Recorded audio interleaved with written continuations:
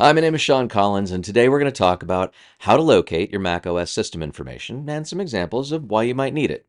Okay, so first, how do you find your system information? All right, so on your Mac, there's an apple in the upper corner of the screen, right? Upper left corner. You're going to click on it, you're going to pull down to About This Mac. It's very simple. It's going to pull up a window right in the middle of your screen. Now, before macOS Ventura, it pulled up a full-featured system information pane. And there were multiple tabs, and you could see information about your storage, your warranty, your RAM, your displays, all kinds of stuff, right?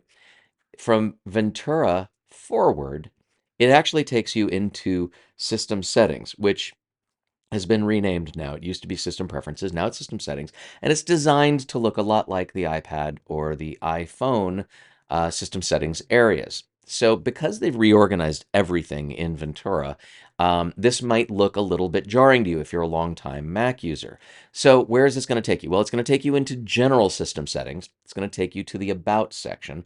And in the About section, you're going to have basically the same information that you would have had in that single pane in prior operating systems. Okay, so you get your warranty information, so you can click on coverage. You get storage information, where you can click on additional buttons and say, all right, so what is my storage situation? What am I using?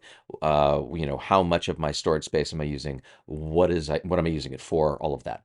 And then at the very bottom of the screen, you can click that build system information, button, the thing that builds up that report on everything that's going on your computer. Same thing that you were able to do in system information in the About This Mac area on previous operating systems. So we've maintained some feature parity. Basically, we've maintained the ability to do the same thing in both operating systems, right?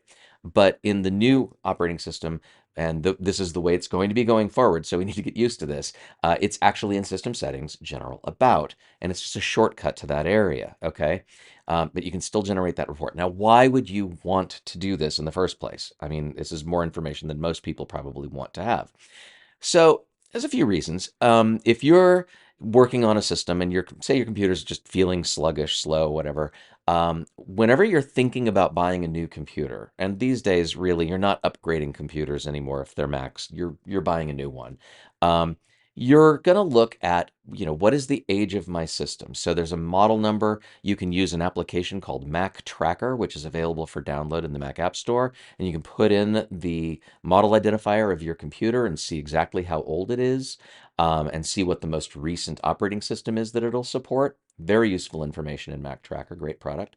Um, but just right there within system information, whether you're on an old operating system or on Ventura, you can see, hey, am I using up all of my storage, right? If you're using more than 80% of your storage space, you need more storage space or you need to start deleting a lot of stuff. How old is my CPU? The Intel CPUs of the past were known as i3, i5, and i7, but unless you knew what your model was, you didn't know what generation of i3, i5, or i7. So for a consumer, it's really hard to know, is my i7 10 years old and really not a valid thing to be using anymore? Or is it like 3 years old and probably still has some life in it, right? So you want to take a look at the processor, take a look at the family, also take a look at your RAM, right? Because if you've got, say, I mean, God, these days, less than 16 gigs of RAM, you probably would like to be operating on more.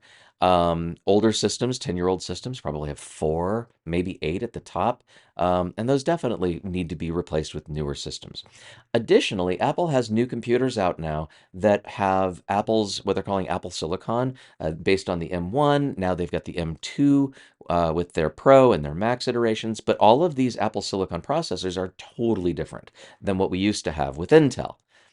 And you also need to know, if you're going to be updating to a new computer, whether or not all of the software you use will run natively on the new computer processors, or if they will be running through some sort of interpretation layer, right? So that could potentially slow things down. That being said, there's really not much that you need to worry about there unless you're running on a computer that's so old that you're running 32-bit applications. So in system information, if you're running on an older computer and you're looking to upgrade, that older computer, you're going to run that system information report. And all the way at the bottom on the sidebar of that report is a software area where you can click on applications, and there's a column in there that says 32-bit, 64-bit. If your application is 32-bit and then you search for that in, go to Google and just search for that app. If you go to that website for that application and it says, "Hey, this has been discontinued. We're not developing this anymore," you're going to need to find a new program to do that. And if you have old files saved in that program's uh, unique file type, then you're going to need to save those files out to a different file type so that they can be opened whenever you get your new computer. So this can get a little complicated. This is especially complicated for folks who wait a decade before jumping to a new hardware platform. If you've been, see, if the last time, it's 2023 right now, just turned 2023, if the last time you bought a computer was in 2013, you're going through a lot of operating system iterations to get up to where we are now. There's been a lot of changes since then.